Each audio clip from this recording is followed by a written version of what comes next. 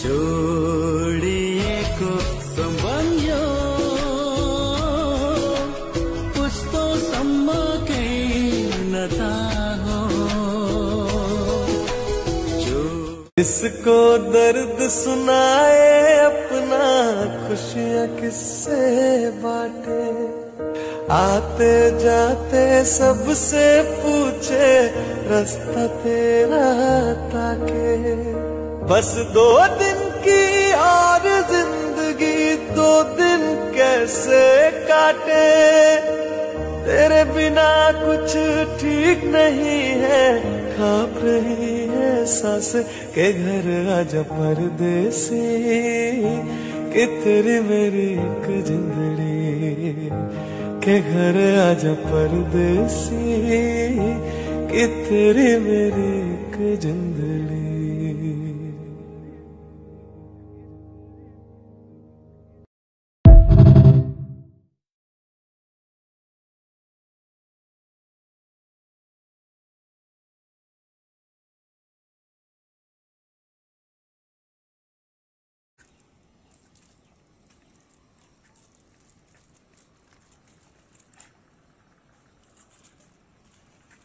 धन्यवाद दिन्छु अनि आज यो गर्मीको मौसम भए पनि आज हाम्रो यहाँ बीचमा स्वर्गीय हाम्रो बाबा जीतबहादुर तामाङ उहाँको अन्तिम यो फ्युनेरल सर्भिसमा जति जन्मने टाढो नजिकबाट आउनुभएको छ सबैलाई जेमेसी अनि नमस्ते जनाइदिन्छु। हामीहरू सबै अलग अलग ट्राइब्समा छौँ अनि त्यही भएर हामीहरू अलग अलग जाति धर्म मान्ने भए पनि हामीहरू शरीर हामीसँग छ भनेर यहाँनिर परमेश्वरको वचनले हामीलाई सिकाउँदछ। प्राकृतिक शरीर छ भने आत्मिक शरीर पनि त्यहाँनिर हुन्छ भनेर यहाँनिर भनेको छ।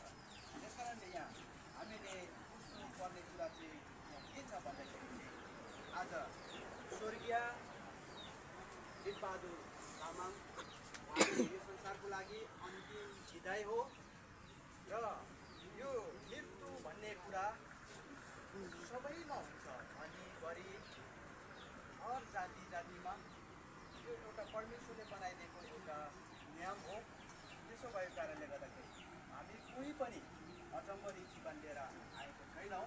हामी एक दिन यो संसारलाई हामी छोड्नु नै पर्छ अनि मृत्यु विभिन्न प्रकारले हुन्छ, मरण विभिन्न प्रकारले हुन्छ, कोही बिमारको कारणले, कोही दुर्घटनामा परेर, कोही यो स्पष्ट गराइदिएको छ। त्यो जाने ठाउँ चाहिँ हामीलाई बाइबलमा भनेको अनुसार लुका 16:19बाट 21सम्म पढ्दाखेरि आत्माको विषयमा 2टा कुरा यहाँनिर भनेको छ। यहाँनिर हामी लुका 16:23मा भनेअनुसार धर्मीको आत्मा स्वर्गमा जान्छ भनेर भनेको छ। अनि भन्ने कुरा हामी बाइबल धर्मशास्त्रमा पाउँछौँ। कुरा चाहिँ यहाँ नरक छ, त्यहाँ चाहिँ हो एकदमै त्यहाँ कष्ट छ, त्यहाँ दण्डको सजाय छ, त्यहाँ एकदमै तड्पिनुपर्छ। त्यहाँनिर बन्केको आगो छ, त्यो चाहिँ नरक कुण्ड भनिन्छ। त्यस कारणले गर्दाखेरि हामीले यो प्राण छँदाखेरि तपाईँ मैले निर्णय गर्ने डिसाइड गर्ने तपाईँ मेरो निम्ति एउटा मौका छ। र जब हाम्रो शरीरबाट प्राण आत्मा निस्केर गइसक्छ त्यो पछि मौका रहँदैन। हाम्रो परमेश्वरले हामीलाई एउटा बजार गर्न पठाएको जस्तो यो समय हो। हामी असल हामी दिन्छौँ, परमेश्वरले भनेको कुरालाई हामीले दिन्छौँ भने साँच्चै पनि यो कहिले नाश हुने छैन भनेर परमेश्वरको वचनले हामीलाई यो स्पष्टीकरण गराएको छ। त्यस कारणले गर्दाखेरि आज स्वर्गीय जीतबहादुर तामाङको यो अन्तिम संस्कारमा जति पनि सामेल हुनुभएको छ त्यसबाट हामीले पाठ लिएर एउटा लेसन लिएर चाहिँ हामी तयारी भएर परमेश्वरसँग नजिक भएर हामी रहनुपर्छ। अनि हामी जीवनको पनि यही भरोसा छैन, अहिले राम्रो छौँ,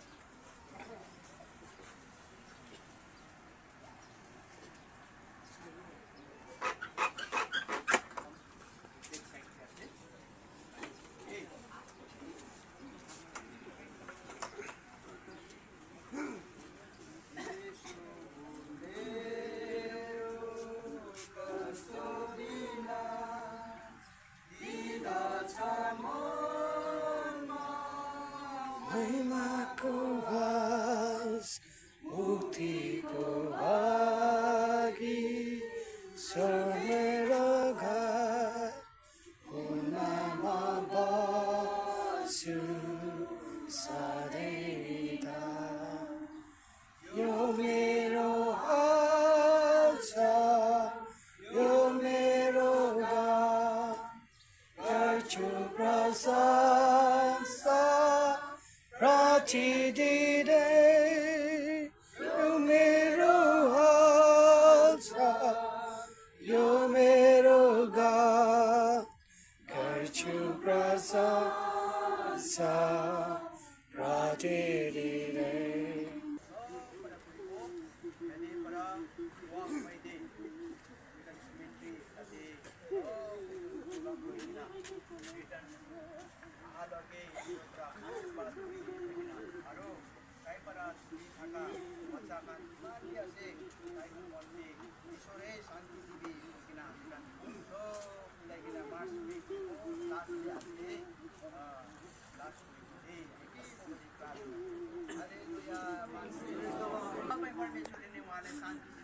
धन्यवाद छ यहाँबाट हामी यो पार्थिव शरीरलाई यहाँबाट हामी मैदानतिर लान्छौँ तपाईँले हामीलाई सहायता गर्नुहोस् डोर्याउनुहोस् उहाँको सबै अनि कार्यक्रम प्रोग्रामहरू सफलता भएर फर्केर नआएसम्म तपाईँको शान्ति सुरक्षित धन्यवाद छ हामी सबै यहाँ चर्चेदेखि मण्डली परिवारहरू सबै भेला भएर आज प्रभु यो अन्तिम संस्कार सङ्गति सेवाकाई गर्ने मौका दिनुभयो तपाईँ परमेश्वरलाई धन्यवाद छ सबै कुरोको लागि धन्यवाद चढाउँदै यो छोटो बिन्ती प्रार्थना येशू ख्रीष्टको चाहिँ पवित्र नाममा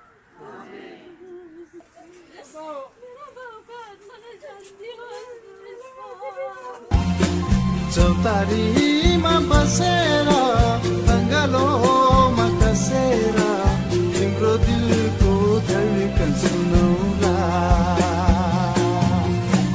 बरिलाई बरिलाई बरिलाई तिम्रो दिलको धड्कन सुनौला बरिलाई बरिलाई बरिलाई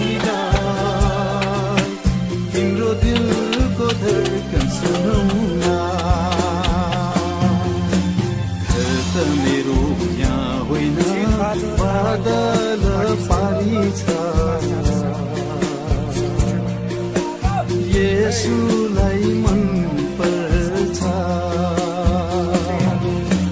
मुटुभरि येशूको धेरै नै माया छ मन मेरो उड्दैछ